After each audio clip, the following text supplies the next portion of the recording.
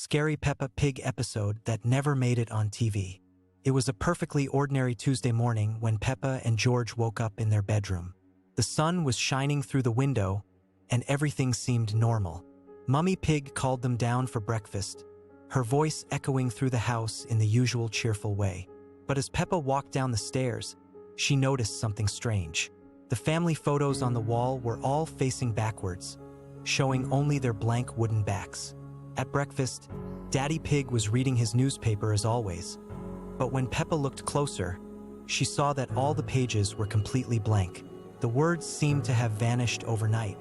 George was playing with his favorite dinosaur toy, but the toy's eyes had turned completely black, staring at nothing with an empty gaze. Mummy Pig served them their usual breakfast, but the food had no taste.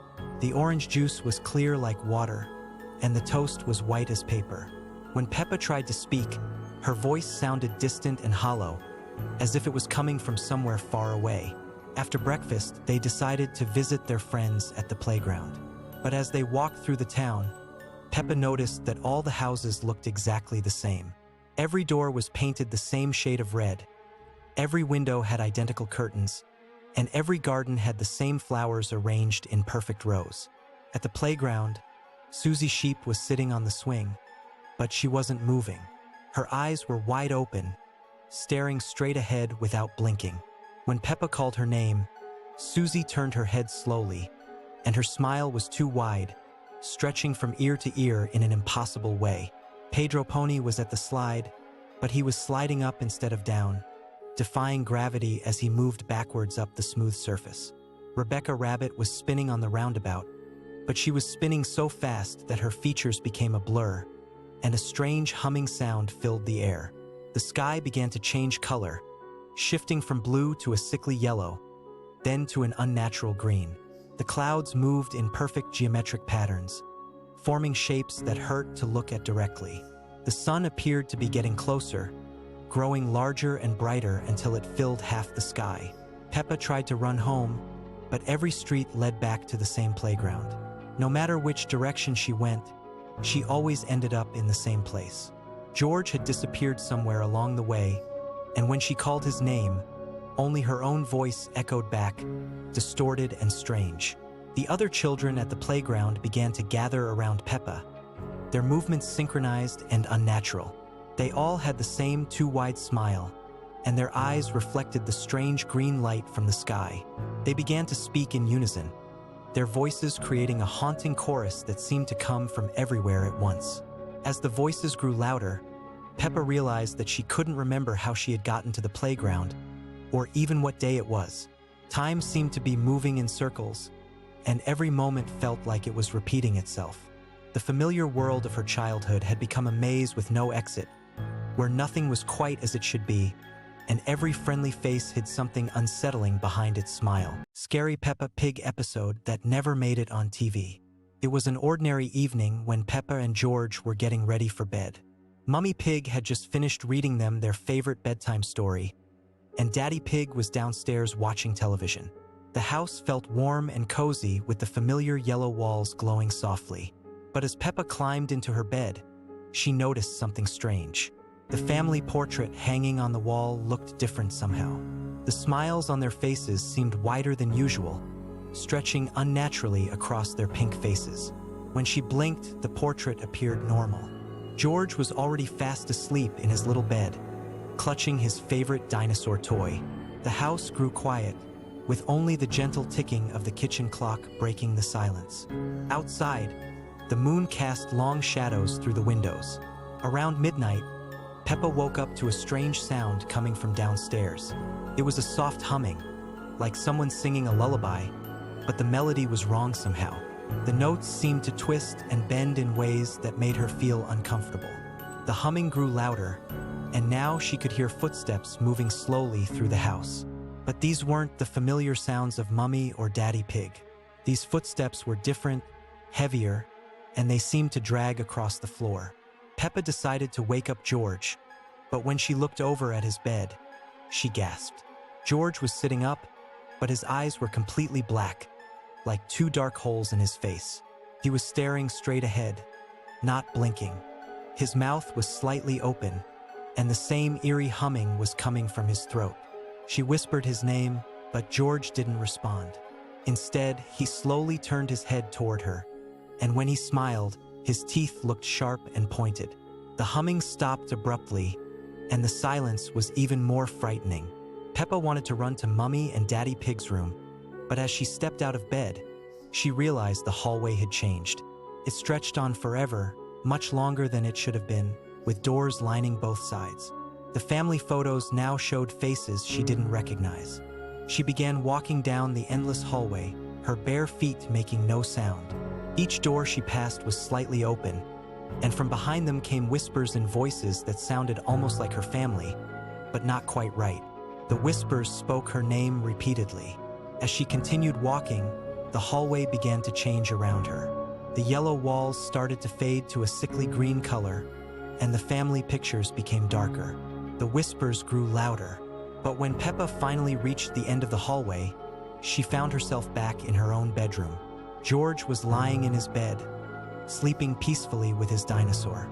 The family portrait showed their usual faces. However, as she climbed back into her bed, Peppa noticed something that made her blood run cold. There, on her pillow, was a single black feather that hadn't been there before, and from somewhere in the house, she could hear it. Scary Peppa Pig episode that never made it on TV. It was ordinary morning when Peppa woke up, but something felt different. The sunlight seemed dimmer, casting strange shadows. As she got dressed, Peppa noticed her reflection in mirror looked slightly off, moving just fraction too late. Downstairs, Mummy Pig was making breakfast, but her usual cheerful humming had been replaced by eerie silence. When Peppa entered the kitchen, Mummy Pig turned around with her familiar smile, but her eyes seemed darker, almost hollow. "Good morning, Peppa," she said. Yet something about her voice made Peppa's skin crawl. George was already at the breakfast table, playing with his toy dinosaur. But when Peppa looked closer, she realized George hadn't blinked once since she entered the room. His eyes remained fixed on his dinosaur, unmoving, unblinking, as if he were frozen in time. Daddy Pig appeared from behind his newspaper, adjusting his glasses with that characteristic smile. But when he lowered the paper completely, Peppa gasped. His smile was too wide, stretching impossibly across his face, revealing teeth that seemed sharper. "Time for school, Peppa," he said with undertone that made her stomach turn. The walk to school felt longer than usual. The familiar houses looked the same, but the windows seemed to watch her as she passed. Other children were walking to school too, but they moved in perfect synchronization, their steps matching exactly, their heads turning in unison to stare at Peppa. At school, Madame Gazelle greeted the children with her usual enthusiasm, but her voice echoed strangely. When she turned to write on the blackboard, Peppa noticed that Madame Gazelle's shadow didn't match her movements. The shadow seemed to be writing different words that filled her with dread. During playtime, Peppa's friends gathered around her. Susie Sheep, Rebecca Rabbit, and Pedro Pony all smiled at her, but their smiles were identical, perfectly synchronized. "Let's play new game, Peppa," they said in unison, their voices blending into one. The game involved standing in circle and staring at each other without blinking. Peppa tried to refuse, but found herself unable to move or speak. Her friends' eyes began to change color, shifting to deep, unsettling red. The playground around them started to fade, becoming darker. When Peppa finally managed to blink, she found herself back in her bedroom. But it wasn't quite right. The walls were same color, but the pictures showed scenes she didn't remember. Her toys seemed to be watching her with tiny, glinting eyes. She ran downstairs to find her family, but the house felt different. The corridors seemed longer, and every mirror showed reflection that moved out of sync. In living room, her family was sitting exactly as they had been that morning, but they hadn't moved. "Welcome home, Peppa," they said together, their voices creating harmony that was beautiful and terrifying. As they spoke, their faces began change. Scary Peppa Pig episode that never made it on TV. It was a perfectly ordinary Tuesday morning when Peppa woke up in her bedroom, but something felt different. The sunlight streaming through her window seemed dimmer than usual, casting strange shadows that moved independently of the clouds outside. As she walked downstairs for breakfast, she noticed that all the family photos on the wall had changed. In every picture, the smiles were just a little too wide, the eyes a little too bright, and everyone was looking directly at her. Mummy Pig was in the kitchen making breakfast, but when she turned around, her face was exactly the same as always, yet somehow completely wrong. Her orange dress was the right color, her smile was in the right place, but there was something hollow behind her eyes, like looking into an empty house through lit windows. Daddy Pig sat at the table reading his newspaper, but the pages were blank. When Peppa pointed this out, he just laughed his usual laugh and said everything was perfectly normal. George was playing with his dinosaur toy, but the toy seemed to be moving on its own, walking across the table in small, jerky steps when no one was touching it. The family decided to visit Grandpa and Grandma Pig, but when they arrived at the familiar house, it looked exactly the same from the outside while being completely different inside. The rooms were in the wrong places, the stairs led to rooms that shouldn't exist, and there were doors that opened onto walls. Grandpa Pig was in his garden, but he was planting flowers that were already fully grown, and when he pulled them from the soil, they had no roots at all. Grandma Pig invited everyone for tea, but the teacups were empty even though she poured steaming liquid into them. The biscuits on the plate kept multiplying when no one was looking, and the clock on the wall was running backwards. When Peppa mentioned these strange things, everyone just smiled and nodded as if everything was perfectly normal. As the day continued, more friends arrived for a playdate. Susie Sheep came over, but she kept forgetting things she had just said, repeating the same sentences over and over. Pedro Pony arrived, but he cast no shadow despite the bright sunlight. Rebecca Rabbit brought her little brother Richard, but Richard never blinked, not even once, and his eyes followed everyone around the room. The children decided to play hide and seek in the house, but every time someone hid, they would disappear completely until the game was over. When it was Peppa's turn to hide, she found a room she had never seen before, filled with toys that looked exactly like all her friends. But the toys were moving and playing by themselves, having conversations in voices that sounded almost right but not quite. As evening approached, the family gathered for dinner, but the food on their plates kept changing when they weren't looking. Peppa would take a bite of carrots, but when she looked down, she was eating something else entirely. The dining room windows showed a view of the garden, but the garden outside was different each time she looked, sometimes showing places she had never been before. When bedtime came, Peppa climbed the stairs to her room, but there were more steps than there should have been. Her bedroom door was the same pink color as always, but when she opened it, the room was much larger than before, stretching back into shadows that seemed to go on forever. Her bed was in the right place, but there were other beds too, identical to hers, lined up in rows disappearing into the darkness. As Peppa lay down to sleep, she could hear voices coming from the other beds, all sounding exactly like her own voice, having conversations she wasn't part of. The voices talked about days she didn't remember living and friends she had never met. Outside her window, the moon was the wrong shape, and the stars were arranged in patterns that spelled out words she couldn't quite read. Just before she fell asleep, Peppa realized that tomorrow would be exactly the same as today, and the day after that would be the same as well. Everything would be perfectly normal and completely wrong, and no one would notice except her. The voices from the other beds grew quieter as she drifted off, but they never stopped completely, whispering stories of all the other Peppas who had discovered this place before her, and all the ones who would come after. Scary Peppa Pig episode that never made it on TV.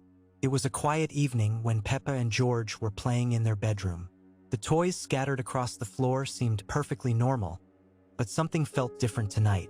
The shadows in the corners appeared darker than usual, and the familiar sounds of the house had fallen into an unsettling silence. Peppa noticed that her favorite teddy bear was sitting in a strange position, its button eyes seeming to follow her movements. When she blinked, the bear appeared to have moved slightly closer to the edge of the bed. George, clutching his dinosaur toy, whispered that he heard strange scratching sounds coming from inside the walls. As the night grew deeper, the children's room began to transform. The cheerful wallpaper started to peel at the edges, revealing something dark and twisted underneath. The colorful drawings on the walls began to change, their innocent smiles turning into sinister grins with too many teeth. Mummy Pig called from downstairs, but her voice sounded hollow and distant, as if it was coming from somewhere far away. When Peppa tried to respond, no sound came from her mouth. The silence was deafening, broken only by the rhythmic ticking of a clock that wasn't there before. The toys around them started to move on their own. Blocks rearranged themselves into disturbing patterns, and the rocking horse began to rock back and forth without anyone touching it. George's dinosaur toy let out a low, unnatural growl that made both children freeze in terror.